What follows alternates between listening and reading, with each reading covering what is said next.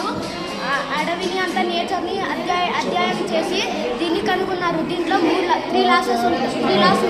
First లా చూసుకుంటే ఏదైనా ఒక ఆబ్జెక్ట్ రెస్ట్ పొజిషన్లో ఉన్నప్పుడు అది రెస్ట్ పొజిషన్లోనే ఉంటుంది.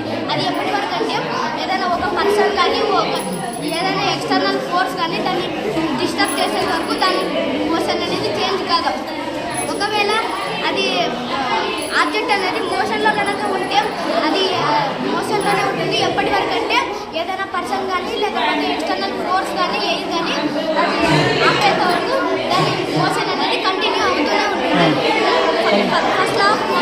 ఫస్ట్ లా ఆఫ్ మోషన్ ఇదంతా ఇనర్షియాతో కంపేర్ అయి ఉంటుంది.